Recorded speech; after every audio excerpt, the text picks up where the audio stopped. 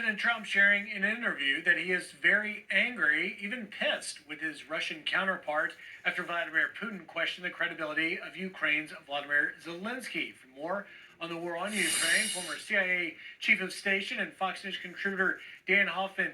Dan, this was quite strong language with President Trump clearly indicating that he's frustrated with where things stand with Putin. What's your read? Yeah, he is absolutely frustrated. Look, President Trump has tried everything he could to entice Russia to come to the bargaining table. The president publicly stated that Ukraine would not return to their 2014 border, that they would not join NATO. We withheld military assistance and intelligence support for a period of time. Ukraine ultimately agreed to a ceasefire. Russia wouldn't do so. We were able to negotiate painstakingly mini ceasefires in the Black Sea and over infrastructure, but Russia has broken those, all while receiving support from Iran, from North Korea, and from China. Just a couple days ago, Russia launched over 170 drones against Iran. So Vladimir Putin clearly has no interest in stopping the war, and that is frustrating the president, and that's why I think he came out and said what he did. And let me show our viewers a little bit, Dan, of what he did say. He says, quote, "If Russia and I are unable to make a deal on stopping the bloodshed in Ukraine, and if I think it was Russia's fault, which it might not be, but if I think it was Russia's fault, I am going to put secondary tariffs on oil, on all oil coming out of Russia." What sort of impact would that have?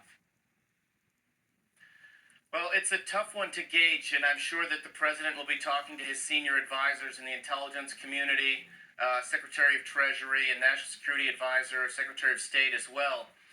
Look, the Biden administration threatened tariffs and sanctions before the invasion, and that never deterred Putin. Since then, Putin has swiveled his economy pretty effectively to China and to India, and I just don't know whether those secondary sanctions, those tariffs, would be enough to influence Putin's calculus. Right now, there doesn't seem to be anything that will stop him from continuing the war, including the hundreds of thousands of casualties that he has suffered. That's how badly he wants to topple the government of Ukraine and install a puppet Kremlin regime. That's his strategic objective, and he's never veered from that.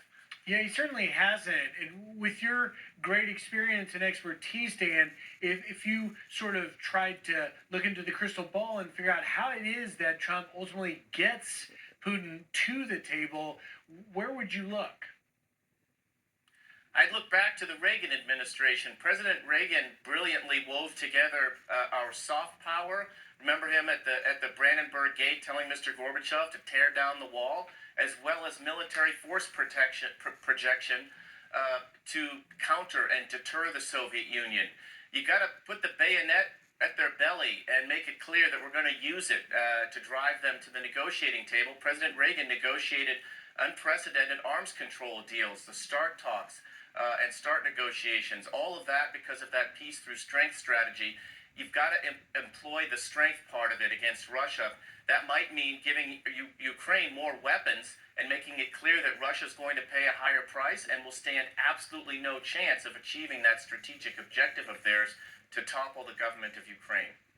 We'll see what comes of this. There was another piece of news in this interview, Dan, I want to ask you about, and that was President Trump basically directly threatened Iran from calling on them to stop their nuclear weapons program. He literally said if they don't make a deal, which would be to stop their nuclear weapons proliferation, then there will be bombing. And he went on also to talk about tariffs as well as part of that deal. But what is your take on that statement and really the broader issue of bringing in Iran to the front of this sort of standoff? Well, Iran's a nuclear threshold state, and they are closer now than they've ever been to having a nuclear bomb.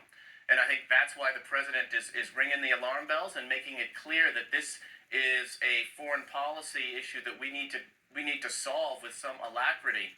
And that's why he's making this very clear statement publicly to Iran's leadership. And look, there are three concerns about Iran.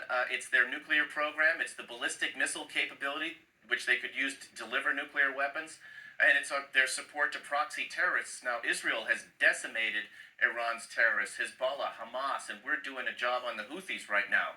Iran's air defenses, Israel took those out months ago. So Iran is weaker now than they've ever been before, and this is a propitious time for the president to seek to strike a deal. But in order to do that, you've got to make it clear that if Iran doesn't come to the table, we will back that up with military action if needed. I think that's the same strategy we need to employ in Ukraine as well. We'll see if they come to the table as well. Dan Hoffman, as always, thank you for your insight. Thanks, Griff.